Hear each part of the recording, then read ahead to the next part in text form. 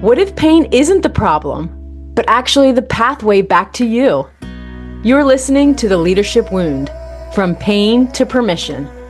I'm Amanda Rohr, your host and founder of Authentically You, coaching for embodied spiritual living and leading. This is where we get honest about the real cost of leadership, the burnout, the pretending, the rejection, and the return to your authentic self. Because this isn't about performance, it's about permission. Welcome to the leader you've always been. Neuroscience tells us that our thoughts shape our focus, and our focus shapes what we see. When we repeat truth, your brain starts looking for evidence of it. So when you tell yourself, I already have what I need, your brain begins to scan for it, for proof of peace, for proof of support, of connection and possibility. You literally start to see what was already there, but was hidden behind the hurry, the fear. Welcome back to The Leadership Wound, where we talk about the hidden cost of leadership, the internal stories we carry, the wounds we often hide, and the healing that happens when we start living and leading from authenticity. We're in a new series called Everything I Need is Already Here, Living the I Already Have principle. In the first episode, we explore what it means to stop chasing what's missing, or at least what we think is missing, and begin living from sufficiency. To realize that peace, clarity, and purpose aren't distant goals, they're actually present realities. And today we begin the rhythm that helps us live that truth daily. It starts with one simple but sacred movement, and that is to pause, to remember what's true. For quite some time now, I've been waking up in the middle of the night, and especially in the early morning, with this phrase echoing in my spirit. Surely goodness and unfailing love will pursue me all the days of my life. It happens so often now that it feels like a rhythm, a divine repetition that keeps finding me before I even open my eyes. And the more I practice the I already have principle, the more I realize it's not coincidence. It's actually formation. When we dwell on truth, it begins to dwell in us. Those words, goodness and unfailing love, keep rising to meet me. They remind me before my mind begins to even start the day, and before fear or striving can wake me up, that I already have all that I need. I love this phrase. It's from Psalms 23. But I've especially grown to love the New Living Translation because of how it speaks in the present tense.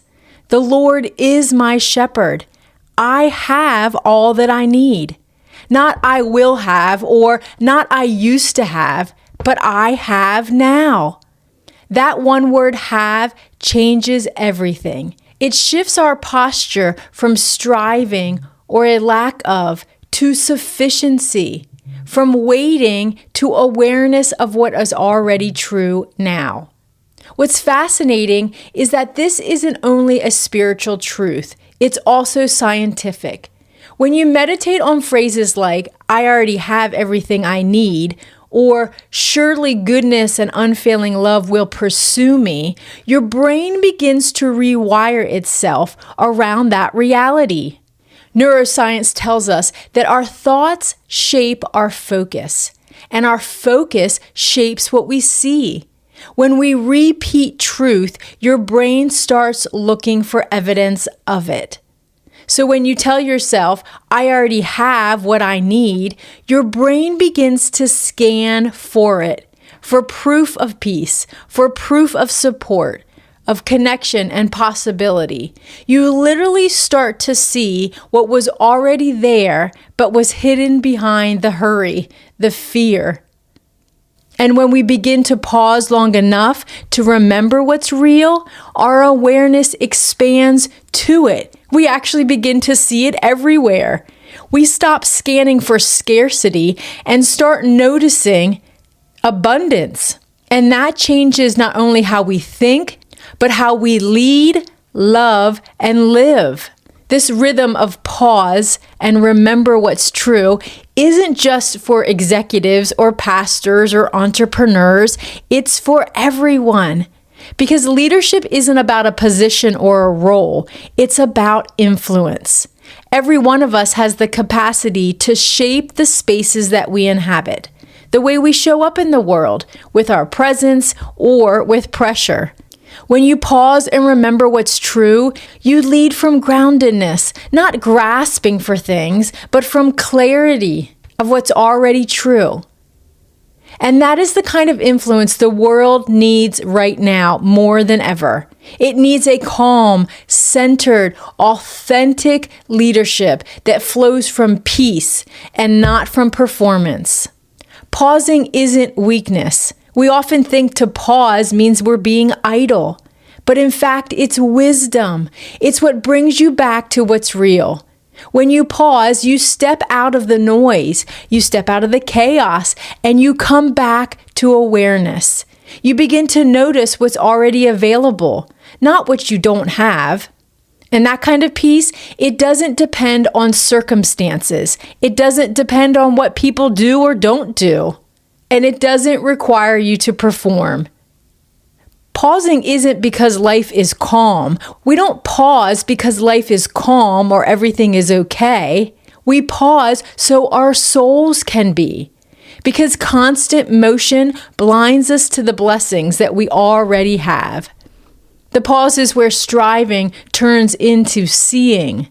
It's where we remember that the Lord is our shepherd and we have all that we need.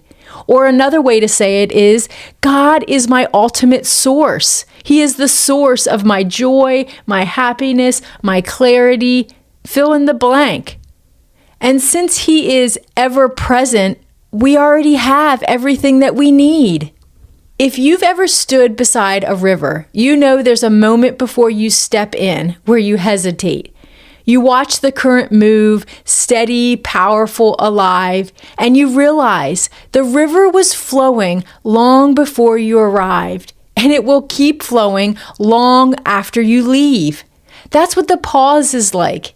It's always available. It's always present.